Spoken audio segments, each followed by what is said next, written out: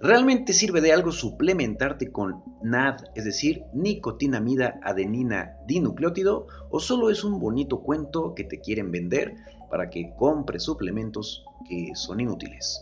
Veamos lo que dice la evidencia. Pero para pasar a la evidencia, primero hay que recordar la vía que nos permite tener en nicotinamida adenina dinucleótido. Esta es su forma oxidada, esta es su forma reducida. Es decir, este es un receptor de electrones y este es un donador de electrones. Entonces es muy importante, de hecho existen 500 reacciones bioquímicas en nuestro cuerpo que dependen de estas para funcionar. Entre ellas, por ejemplo, la glucólisis o el ciclo de Krebs. Vaya, que es a partir del cual se puede llevar a cabo la producción de energía, ATP, desde la glucosa, entre otras muchas funciones que también tienen una ingente necesidad para la integridad de la mitocondria. Pero ojo, este por sí solo no es suficiente para ese proceso en el cual está muy de moda, que es el de evitar el envejecimiento. De hecho, requiere de funcionar o actuar a partir de la sirtuina 2. Pero primero hay que ver de dónde viene el NAD.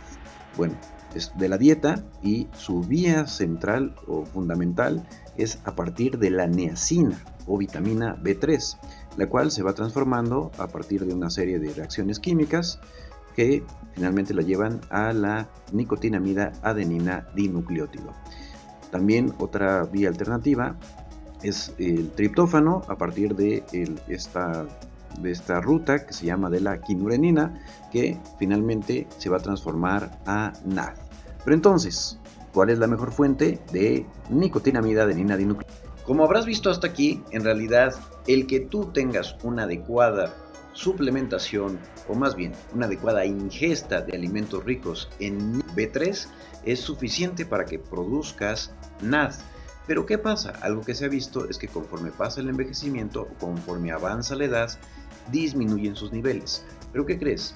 Existe otra opción que te permite volverla a incrementar, además de aumentar la ingesta de nicotinamida, o de niacina más bien, que después se va a convertir en nicotinamida, y es el ejercicio de fuerza.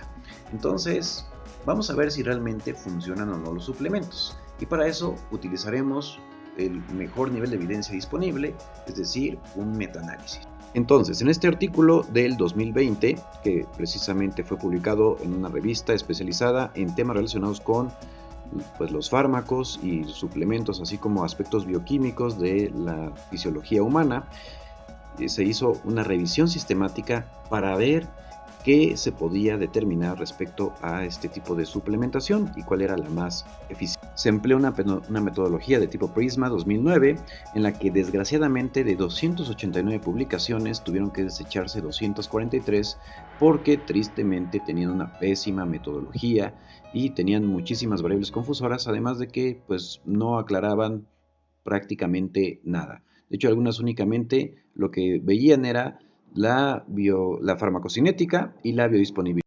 Es decir, si se absorbía, cuánto se absorbía y cómo llegaba o no al torrente sanguíneo, pero básicamente muy poquitos en realidad hablaron de o dieron seguimiento a su función. Entonces solamente 36 artículos. Pero ojo con esto, el tipo de intervención tampoco fue uniforme y, por cierto, es algo que se está estudiando desde los años 60.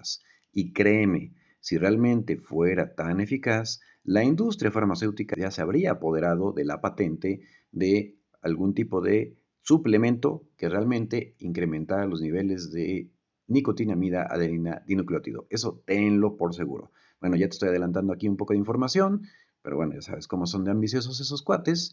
Y pues bueno, independientemente de eso, se estudió en diversas patologías, principalmente de tipo neurológico, sobre todo de degenerativo, como Alzheimer, Parkinson, diabetes, pero aquí vemos que se emplearon diversos sustratos.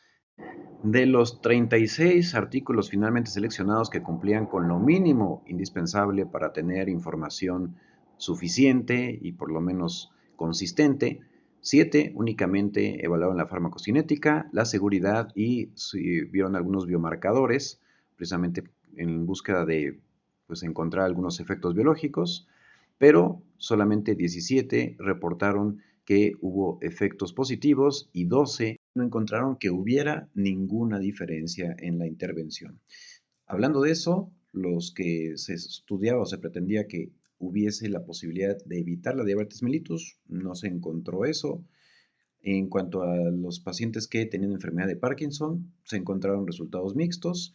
Parece ser que sí mejoraron algunos, pero otros, pues no hubo ni fu ni fa. En cuanto a enfermedad de Alzheimer, también fueron negativos los hallazgos, es decir, no mejoró la enfermedad de Alzheimer, no hubo regresión. Otras de las situaciones que además llamaron la atención es que en algunos modelos de animales, se encontró que si se utilizaban dosis altas de nicotinamida, había de hecho una mayor propensión a desarrollar diabetes mellitus. Esto, por supuesto, que se tiene que estudiar a detalle en el ser humano. Y otra cosa también que no hay que olvidar es que pues, hay una gran heterogeneidad en estos estudios. Da la sugerencia de que puede mejorar algunas cosas, pero otra cosa también que llamó mucho la atención es que el uso de NAD y NADH mediante infusión intravenosa resulta que no mejoró sus niveles a nivel intracelular. ¿Y esto por qué? Resulta que también el hígado extensamente metaboliza a dichos compuestos y pues muchos de ellos en realidad terminan degradándose antes de finalmente llegar a su objetivo. Así que todavía falta mucho por hacer y pues en términos generales es muy probable que solamente te están viendo la cara.